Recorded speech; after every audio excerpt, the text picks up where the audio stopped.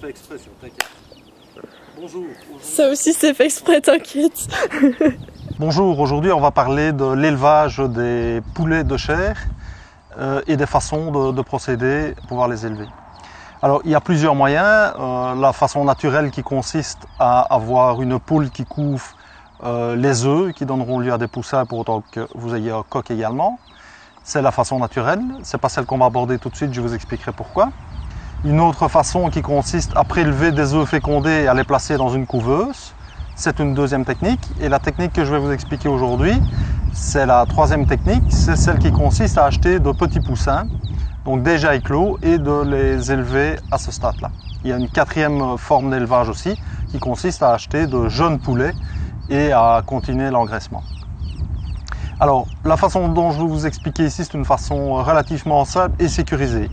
Donc, pour procéder à l'élevage de ces poussins, vous avez besoin d'une cage. Et dans cette cage, on y dépose une litière constituée de copeaux de bois dans ce cas-ci. Mais d'autres litières sont possibles. Les litières pour chat, par exemple, fonctionnent également, ou du sable fin peut convenir également. Donc une cage pour y placer les poussins avec une fermeture. Il faut également prévoir un bac d'alimentation. Donc vous voyez, ce bac d'alimentation est un bac qui s'étend sur la longueur. Les poussins sont en concurrence l'un avec l'autre et donc il faut qu'ils aient un espace suffisant pour manger tous ensemble sans qu'ils ne puissent rentrer également pour souiller les aliments. Donc on utilise ce type de bac qu'on peut remplir avec une farine. Vous le voyez ici.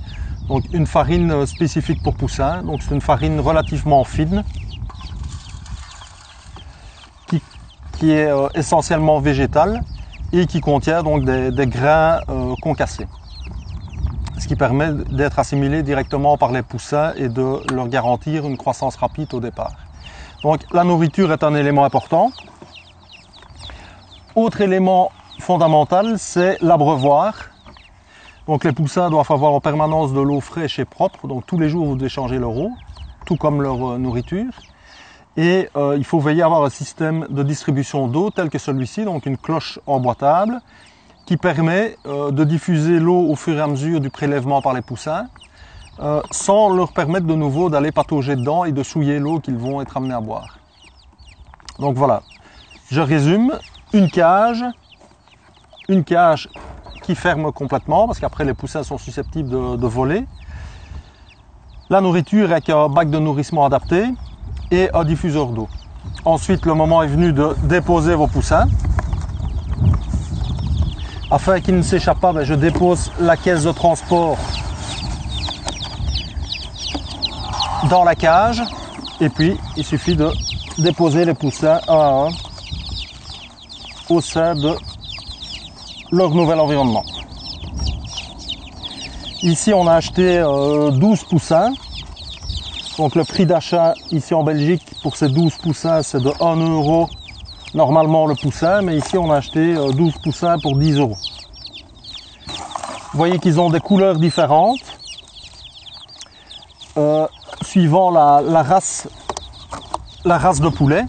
Donc ici ceux qui sont clairs c'est une race plutôt destiné à l'élevage de viande et donc c'est ce qu'on appelle des ibros, alors que les plus foncés ici sont des coucou de malines. Vous verrez également dans les prochaines vidéos la différence de développement. Vous voyez qu'ils vont déjà s'alimenter.